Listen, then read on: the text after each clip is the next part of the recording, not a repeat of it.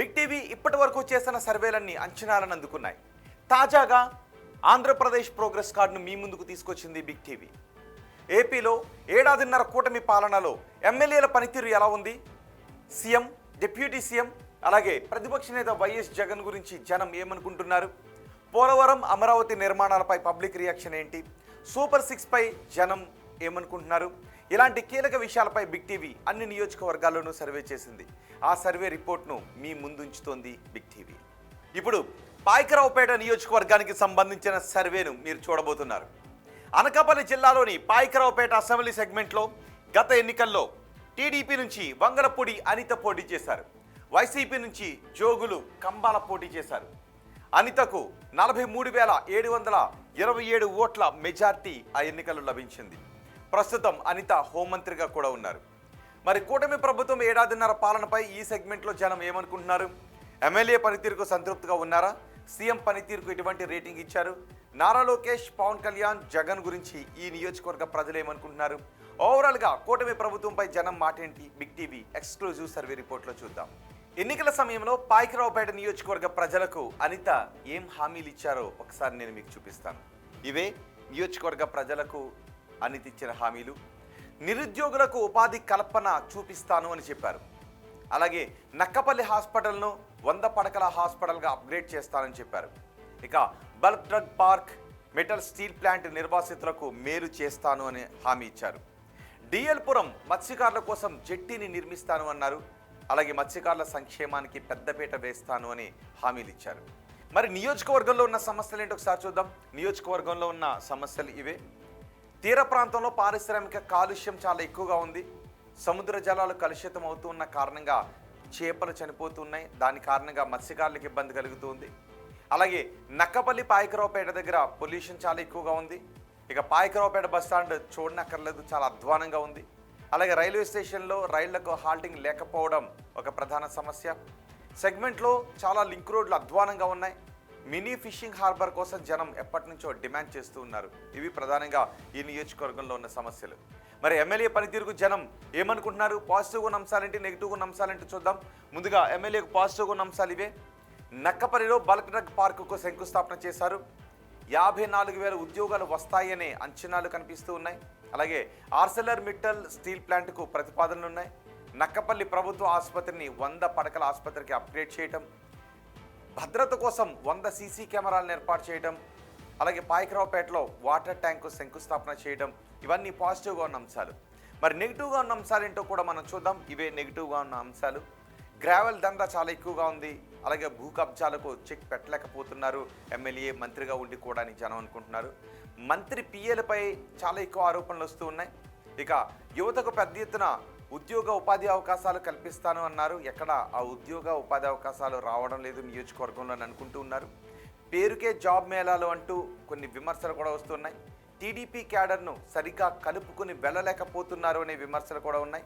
అలాగే పాయకరావుపేట టీడీపీ మండల అధ్యక్ష నియామకం గురించి కూడా ఎమ్మెల్యేపై కొంత నెగిటివ్ ప్రచారం జరుగుతుంది.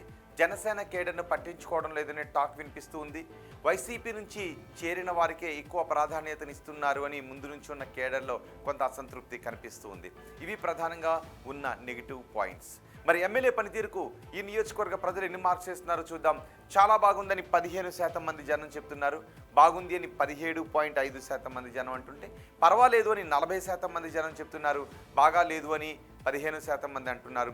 అస్సలు బాగా లేదు అని 12.5% మంది జనం చెప్తున్నారు.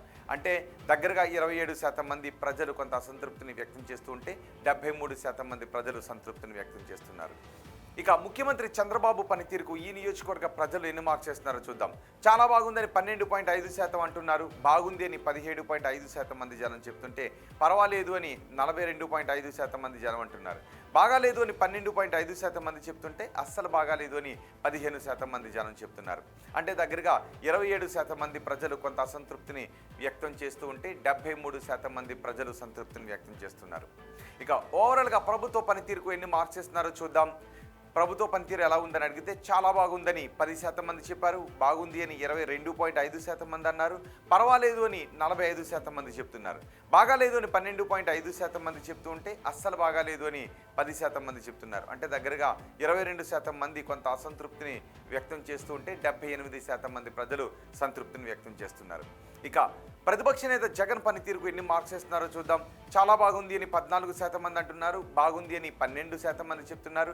పర్వాలేదు అని 45% మంది అంటుంటే బాగాలేదు అని 16% మంది, అస్సలు బాగాలేదు అని 13% మంది జనం చెబుతున్నారు. ఉప ముఖ్యమంత్రి పవన్ కళ్యాణ్ పనితీరు ఎలా ఉందని అడిగితే చాలా బాగుందని 22.5% మంది జనం అన్నారు. బాగుంది అని 17.5% మంది జనం చెప్పారు. పర్వాలేదు అని 32.5% మంది చెప్తుంటే బాగాలేదు అని 17.5% మంది, అస్సలు బాగాలేదు అని 10% మంది ఈ నియోజకవర్గ ప్రజలు చెప్తున్నారు. ఇక మంత్రి నారా లోకేష్ పనితీరు ఎలా ఉందని అడిగితే చాలా బాగుందని 20% మంది చెప్పారు. బాగుంది అని 17.5% మంది అన్నారు. పర్వాలేదు అని 37.5% మంది చెప్తుంటే బాగాలేదు అని 15% మంది జనం చెప్పారు.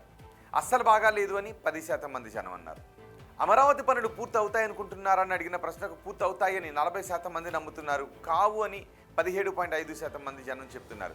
కావచ్చు అని 20% మంది జనం అభిప్రాయపడుతుంటే తెలియదు అని 22.5% మంది జనం చెప్తున్నారు. పోలవరం ప్రాజెక్ట్ ఈ టర్మ్లో పూర్తవుతుంది అనుకుంటున్నారని అడిగితే పూర్తవుతుందని 35% మంది అంటున్నారు. కాదు అని 20% మంది జనం చెప్తున్నారు. కావచ్చు అని 30% మంది జనం అంటూ ఉంటే తెలియదు అని 15% మంది జనం చెప్తున్నారు. కూటమి ప్రభుత్వంలో ఉద్యోగ అవకాశాలు పెరిగాయా అని అడిగితే పెరిగాయి అని చెప్తున్న వారి సంఖ్య 22.5%గా ఉంది. పెరగలేదు అని 20% మంది అంటున్నారు. పెరిగి ఉండొచ్చు అని 25% మంది జనం చెప్తుంటే తెలియదు అని 32.5% మంది జనం అంటున్నారు. వచ్చే ఎన్నికల్లో వైసీపీ అధికారంలోకి వస్తుందనుకుంటున్నారా అని అడిగితే వస్తుంది అని చెబుతున్న వారి సంఖ్య 25%గా ఉంది. రాదు అని 30% మంది జనం చెప్తున్నారు. రావచ్చు అని 17.5% మంది జనం చెప్తున్నారు. తెలియదు అని 27.5% మంది జనం అంటున్నారు.